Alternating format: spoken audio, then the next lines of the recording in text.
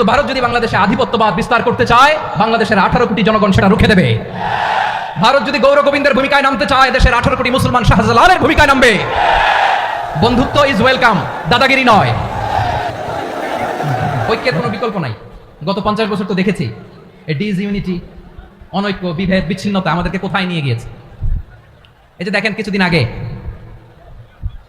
আমাদের বর্তমান নেতা ডক্টর ইউনূস, উনি সব রাজনৈতিক নেতৃবৃন্দদেরকে ডেকেছেন একটা ইস্যুকে কেন্দ্র করে। তার মানে গোটা বাংলাদেশ এক হয়ে গিয়েছে। আমরা সবাই উদ্বেলিত হয়েছি, উচ্ছ্বসিত হয়েছি, ঠিক কিনা বলেন? রাজনৈতিক নেতাদেরকে ডেকেছেন উনি, আমরা এক হয়েছি।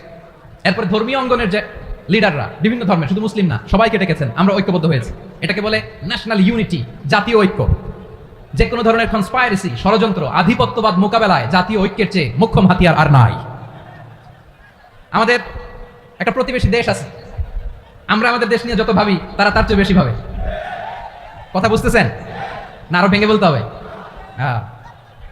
আমরা আমাদের দেশ নিয়ে যত উদ্বিগ্ন, এদের আরো টেনশন বেশি। বলেন, আমাদের দেশে শান্তি আছে না নাই? আমরা হিন্দু মুসলিমে কখনো দাঙ্গা লাগে? আসতে বলেন, কেন লাগে? ওদের পূজা পর্বণে আমাদের মাদ্রাসার ছেলেরা যে পাহারা দেয়, চিল্লায় বলে ঠিক কিনা? আমাদের তাফসির মাহফিলের সময় ওরা ডিস্টার্ব করে, ঢোল বাজায় না। ওদের পূজা পর্বণের সময় আমাদের তাফসির মাহফিলের ডেট হলে আমরা চেঞ্জ করে দেই। সুবহানাল্লাহ, কি সাম্প্রদায়িক সম্প্রীতির রোল মডেল। আর ওই বাংলাদেশের ব্যাপারে তারা অনেক ডিসইনফরমেশন ছড়াচ্ছিল।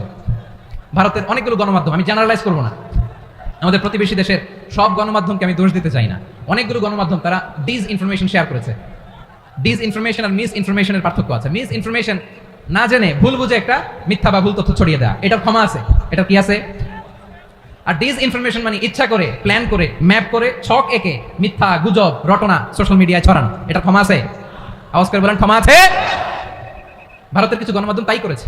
আমরা ব্যথিত হয়েছি, আমাদের হৃদয়ে রক্তক্ষরণ হয়েছে। আমাদের প্রতিবেশী দেশকে বলতে চাই, আমাদের দেশ নিয়ে আপনাদের ভাবার দরকার নাই। নিজের চরকায় তেল দেন, নিজের দেশ নিয়ে ভাবেন। গত মাসের ভয়েস অফ আমেরিকার রিপোর্ট, বাংলাদেশে সংখ্যালঘু জনগোষ্ঠী আগের চেয়ে বেশি নিরাপত্তা পাচ্ছে। Report voice of America, Muslim report নাকি? মুসলিম জরিপ, ভয়েস অফ আমেরিকা। কথা বুঝে নাই বোধহয়। ভয়েস অফ আমেরিকা কি আমাদের রিপোর্ট? না, ভয়েস অফ আমেরিকার জরিপ, বাংলাদেশের সংখ্যালঘু জনগোষ্ঠী আগের চেয়ে ভালো নিরাপত্তা পাচ্ছে। শুধু এখানেই শেষ না, মাইক্রোসফটের একটা জরিপ শোনাই আপনাদেরকে। তারা সারা পৃথিবীতে গুজব, ভুয়া আর মিথ্যা নিউজ ছড়ানোতে কোন দেশ সেরা একটা রিপোর্ট করেছে, এর মধ্যে 1 নম্বরে এসেছে ভারতের নাম। মাইক্রোসফট তো মুসলমানরা চালায় না? কথা বোঝে নাই বোধহয়। প্রতিবেশী দেশকে বলবো, আপনারা নিজের চরকায় তেল দেন, আপনারাও শান্তিতে থাকেন, আমাদেরকেও শান্তিতে থাকতে দেন। সব চেঞ্জ করা যায়, প্রতিবেশী চেঞ্জ করা যায় না। আমাদের ল্যান্ড তাদের ল্যান্ড, পাশাপাশি। আমরা চাই তারাও সুখে থাক, আমরাও সুখে থাকি, ঠিক কিনা? কিন্তু প্রতিবেশী হলে বন্ধুত্বপূর্ণ আচরণ করতে হয়। প্রতিবেশী যদি বন্ধু না হয়ে প্রভু হতে চায়, এরকম দানব প্রতিবেশী কেউ চায় না। ভারত যদি বন্ধুত্ব উপহার দেয়, আমরা বন্ধুত্ব দিব।